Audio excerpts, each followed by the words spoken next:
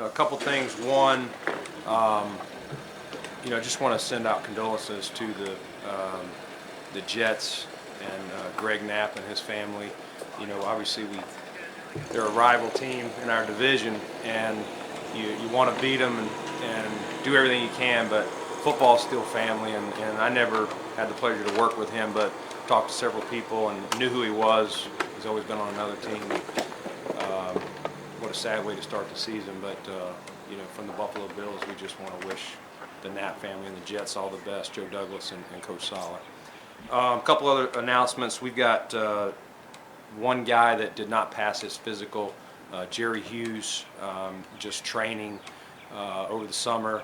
Nothing major. He's got a calf strain, so he'll start on the NFI non-football injury list, but everyone else cleared and should be ready to roll for us. And then COVID, we've got 2 right now. We've had a few cases over the summer. Most of those have been cleared up, but we got 2 over the last couple of days. Ike Butker and Deion Dawkins. Of course, happens at the same position. Murphy's Law here, but those guys will not be out there today. They'll go through the standard procedure protocols, and as we're seeing in this country, vaccinated or unvaccinated, sometimes guys that are vaccinated are also getting these breakthrough cases, and we've had a couple of those, including counting these guys in that mix. So again, we're still dealing with this. We're still learning it. It's been a tough, situation for our country, and it's no different here. Our guys are. We've been trying to educate our guys all through back in May and June, and our guys have done a really good job of listening and trying to educate themselves. And are we 100%? No, but a lot of guys have made that decision. We've had an uptick in guys that have at least got 1 shot, and so we'll continue to educate. At the end of the day, we're not going to force it on any of our players or any of our staff. It's a personal decision, and that's how the organization will handle it going forward. So with that said, I'll open up to questions. Brandon, can you look? All that being said, you've had a couple players that have been in the news with their views. Cole, obviously, Feliciano.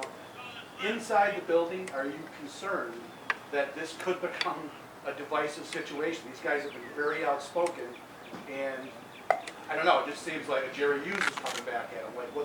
Are you worried about some of this? Yeah, great question.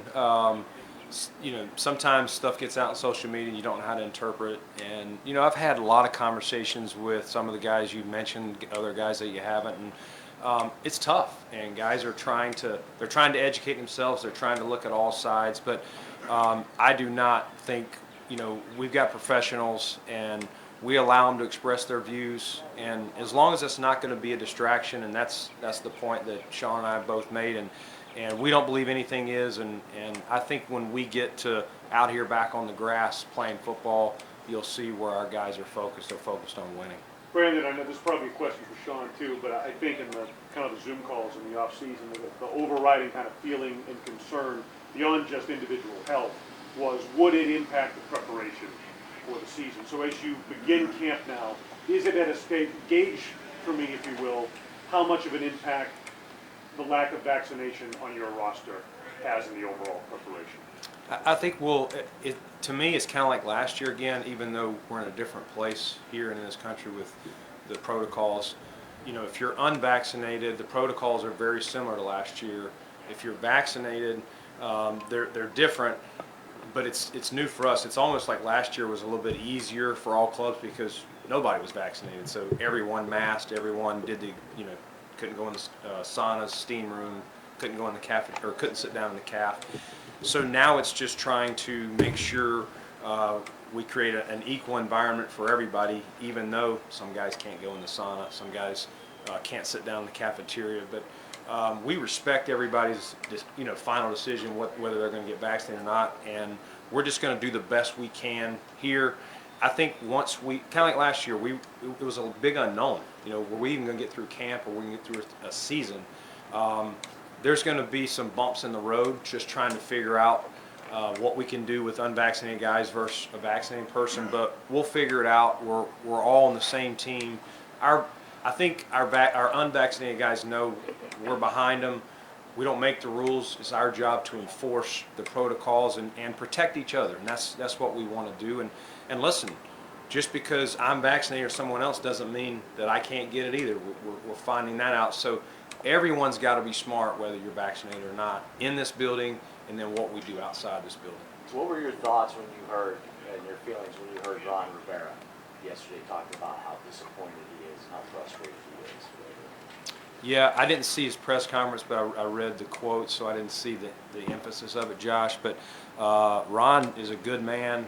He speaks from the heart, and he's real. He doesn't play games. And so, and I know I talked to him this summer, and he was telling me about his travels, and he was a little bit concerned about the variant going on. And he had his bout with cancer last year, and his body's still immunodeficient. So I know he's got some concern there. He wants to be able to be up close and coach these guys, but I think his concern was, just trying to make sure what he could do and make sure he protects himself and his other guys. So, I didn't see his actual press conference. Alan Sills has said that 80% of the players have started the vaccination process. Did you say, are you at that threshold? For us?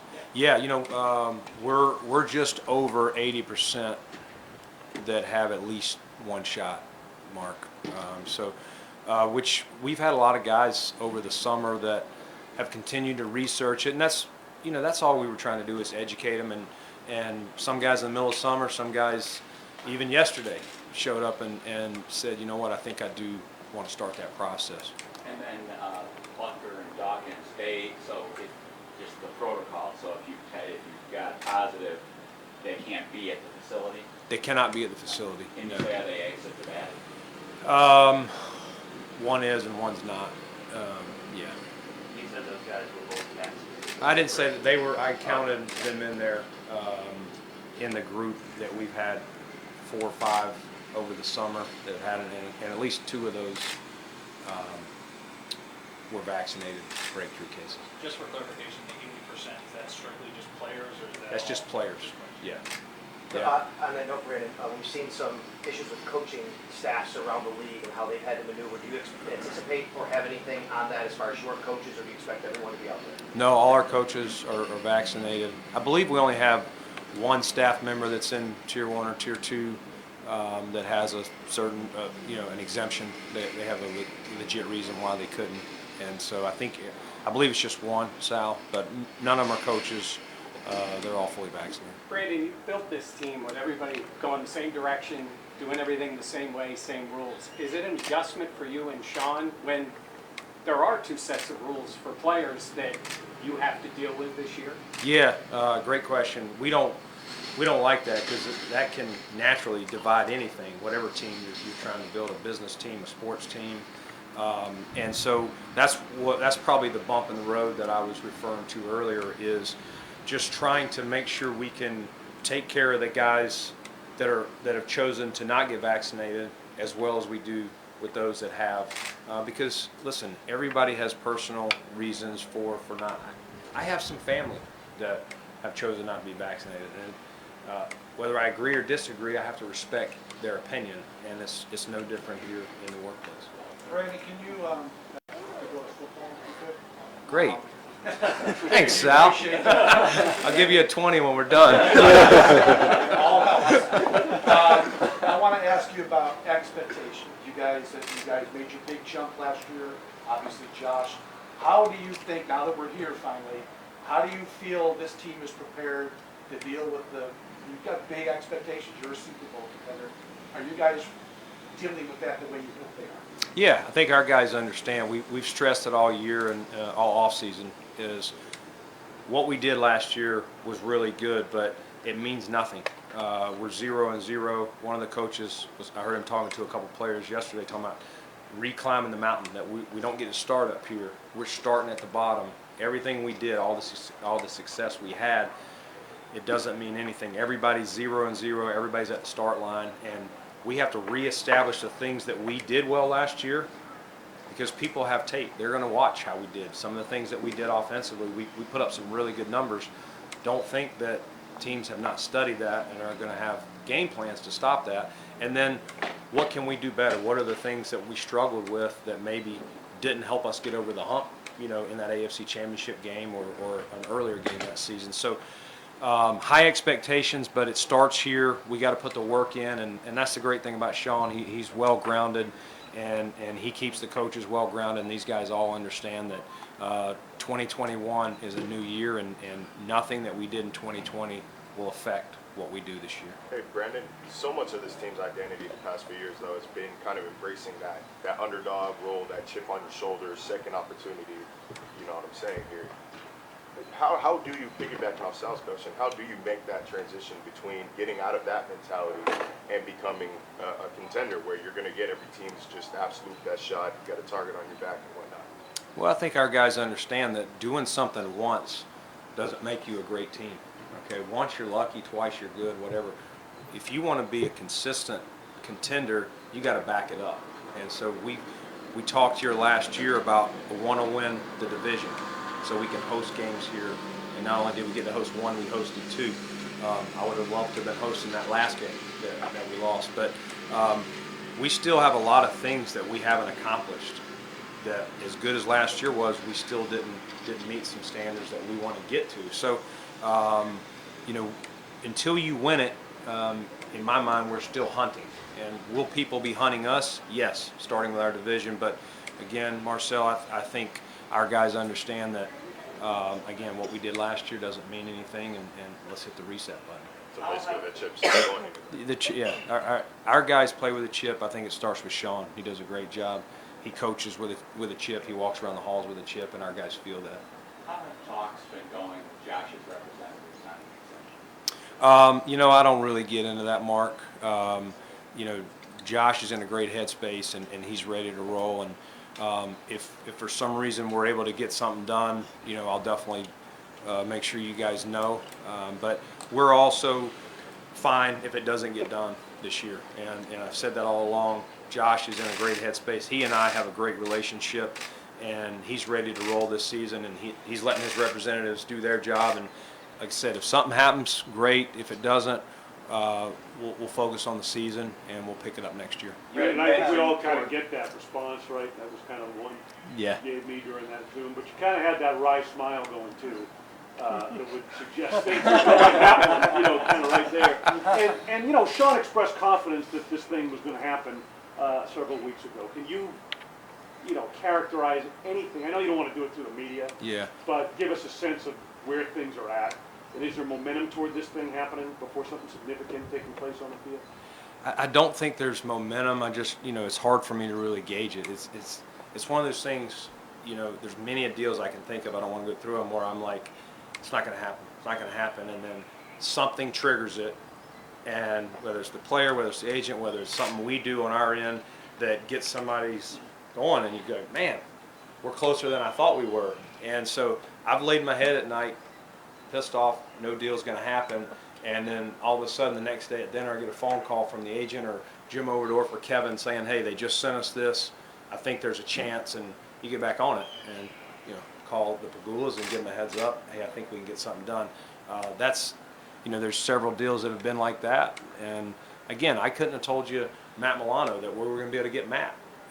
But Matt was hell-bent on being here, and we were going to do everything we could, and that's how you get deals done. And none of this has anything to do with Josh, but there's no momentum or anything like that. He and I have had great conversations since we've been back here, and he's focused out here. And like I said, if something were to get done, we'd be excited. But if not, we both know that we'll work hard next year to get it done. At the end of last season, you had mentioned that tight end was one of the positions that you would potentially like to upgrade. Nothing significant obviously happened at that spot this off-season. I know that you can't speak about players on other teams, but with the salary cap space that you do have available, do you foresee potentially something happening with a veteran player, perhaps adding to that position before the start of the regular season? Yeah, good question. I thought our tight ends had a good off-season. I thought Dawson really did a great job. Tommy Sweeney got back in there. We added Hollister, and we got some young players Reggie Gilliam and Quentin Marsh. So I think we have some guys we're excited about, and we want to give them an opportunity. But listen, any position, Jason, that we think we can upgrade, we wanted to create some space so that if an opportunity came to trade or a player at any position, multiple positions, that a veteran out there that, you know what, if it's the right price to add to our team, we'll do it. We're going to continue to do that. We're going to evaluate other rosters this August, and if we see a chance, whether it's tight end or something else, and we think it'll be the right piece on the field in our locker room, I'll definitely look to add them. Brandon, you have 18, 19, 20 starters probably returning. Is there a position battle that you look at where the competition is at a really high level that you're excited about when you see what you play? Yeah, I mean, I think both of our lines. Like Sean and I believe in building up front, Matt, and it starts and ends there. And so we've tried to create a lot of competition, a lot of depth. We got some guys back and some new faces on both of those, whether it's through the draft or through free agency. So I think you're going to probably see me the first few days of pads watching those one-on-ones and seeing how those guys go. But we got to have a lot of competition. Our receiver room's got a lot of guys in there with a lot of different skill sets, whether it's size, whether it's quicks, some speed guys, and that return game too. We lost Andre Roberts. We got some different pieces there, that are going to be in the mix. So I'm excited about this team. I'm excited about camp. I love going away, but this is going to be unique here. A second year. We got great facilities, and sleeping in my bed, so that's still good too. Brandon, from the outside looking in, it looks like maybe you tried intentionally to get a little longer and leaner on the defensive line, maybe specifically at F.A. Obata comes in, Greg Rousseau, maybe Basham doesn't fit as well there. Even Byron Ladison looked a little bit leaner when we saw him out here in minicamp. Was that by design that you wanted to do that, or was it just the way it worked out? Sometimes it's the way it works. I mean, I'd love to, Sal, always draft height, weight, speed, prototype size, and you can't coach those things. And what Rousseau has, and Basham in his own way, and F.A. in his length. But like I said, Basham doesn't have that length, but he's got great feet, and he can anchor in there to where he can anchor on an end or inside. The versatility is probably the piece that I was looking for most, or we were looking for, and I think that's what we have. I talked about at receiver, but to your point, at D-line, we've got a lot of different pieces and guys that can play on the edge or can play inside. And with the expanded roster rules back for this year, first, what did you kind of gather and learn from going through it the first time last year? And second, does it ease the burden at all for you decision makers with a roster as deep as yours appears to be? Yeah, I mean, last year we had 16 practice squad or whatever. So, yeah, I mean, we're hoping that continues and that we can, again, you got to get to select your 53, and then you got to hope that you can get as many of those guys that you want back on your practice squad. So that'll always be when we get down to that final cut.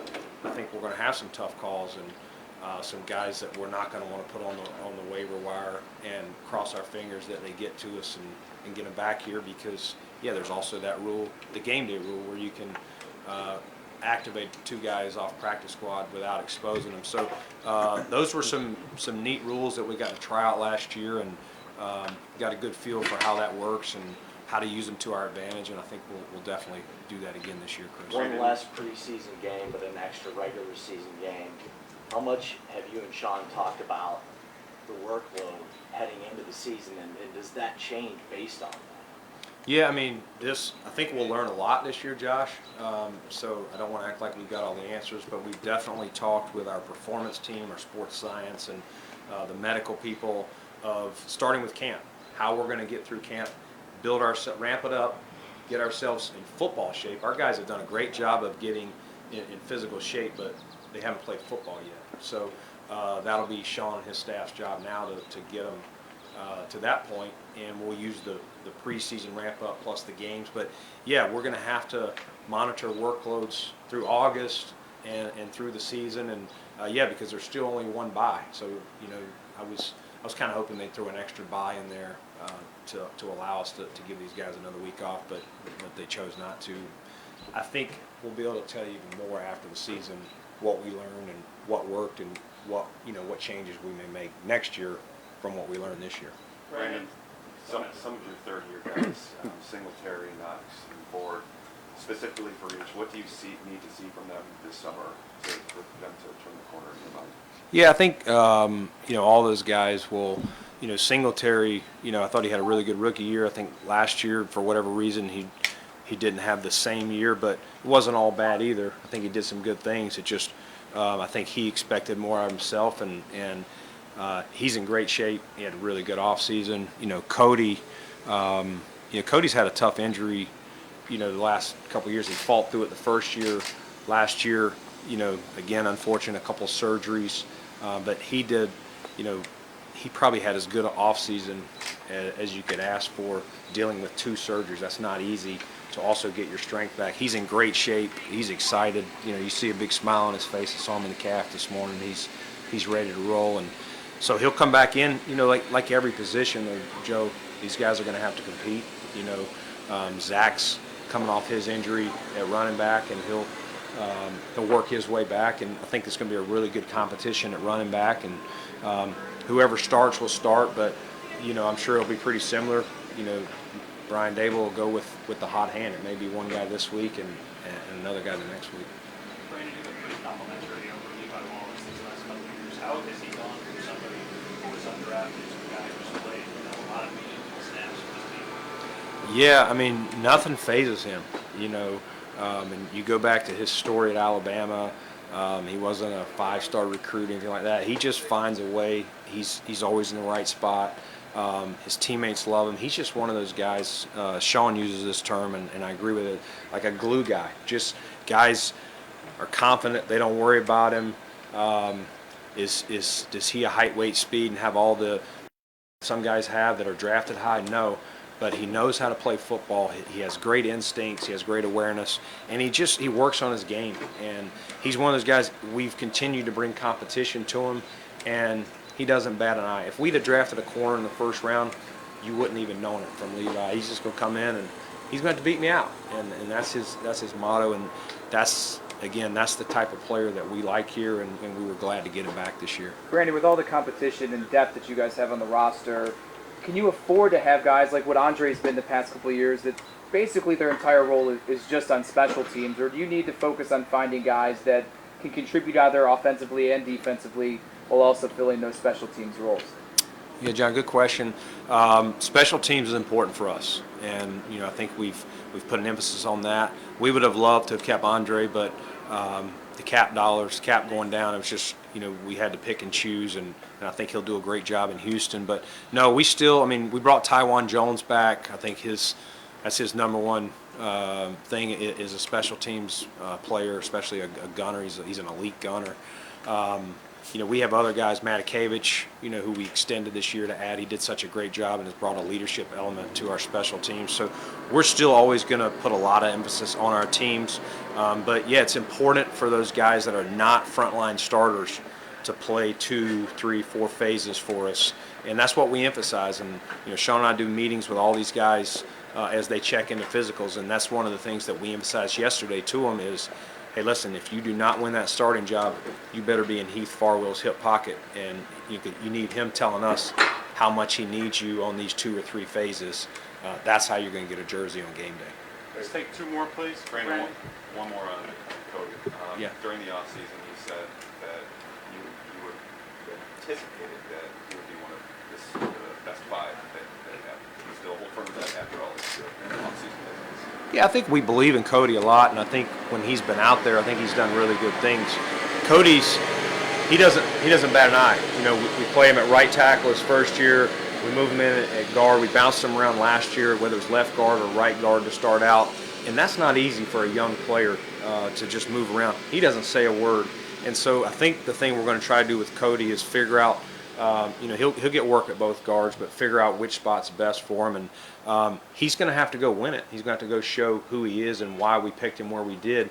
But I'm very confident in him, and I think once he gets out there and gets his feet under him, I think we'll see the Cody that we drafted. Brandon, where is Star Lily at this point? I'm not sure if I'm allowed to be specific in what we saw him do in OTAs and minicamp, but is he ready to be fully integrated back into the lineup, or you starting him slow, or where is he at? Yeah, I think we'll get him back in the lineup and get him going. Obviously, Starr's going to have to get his feet underneath him. You don't just sit a year out and come back and everything come back like that. He's going to have to work his way. I think the thing we've told Starr is, listen, don't try to do too much too early. Get out there, get your feet on you, especially when we get back in pads. But he's in great shape. He's worked hard. I see a renewed smile, a renewed energy. Starr's a man of few words. You guys probably know that by now, but he seems excited to be here. We're excited to have him back. He's been an integral part of our success. I can tell you our linebackers are glad to have him back. He does a great job of letting those guys run free, and so I'm sure Ed Oliver will be glad to have him back as well. A few less double teams for him. So I'm excited to see Starr, and I think he's excited to be out here. And if I can follow up with that, a lot of the talk about Starr's return is centered around the impact on Ed. But you mentioned the linebackers. What do they benefit from having Starr back on the field? Yeah, he does a great job of just eating up blockers and keeping guys getting to the second level, so that Tremaine and Matt and AJ and these other guys can roam to the ball. And Tremaine and Matt last year, probably they had some injuries early in the year, but I think it was also just dealing with not having Starr in there, different pieces, and we had no off season, so we had some new pieces in there, and I think our whole D line maybe started a little slow, but the second half of the year they really picked it up, and I think year two under Eric Washington, those guys I think you're going to see even more out of that group. Okay, Brandon has one more announcement. Yep, don't leave. I got one more thing. There's a gentleman here that has covered the Buffalo Bills for a long time. It's good to see his face, and he's going to be retiring here real soon from the Buffalo News, and I know Catherine's here to replace him. But Vic, you've done a great job. Just from afar, I knew who you were, and from Carolina, and just being in the league and getting up here and getting to know you. And he's written books, bestsellers. He's a Hall of Fame selector. My son's listened to him on Sirius XM and told me a couple of things he said. I said, tell me if he ever says anything bad about me. But in all seriousness, great career, and I know you're going to continue to do that. But you'll be missed showing up every day here. I know these ladies and gentlemen will miss you. And from the Bills, we just appreciate how you've connected us with our fans even before. And I'm sure I speak for Bill Poling and Marv Levy and all those guys. But from Boyko and his staff and all these people, we just want to say thank you, and I got a little jersey for you here as well. Come on up.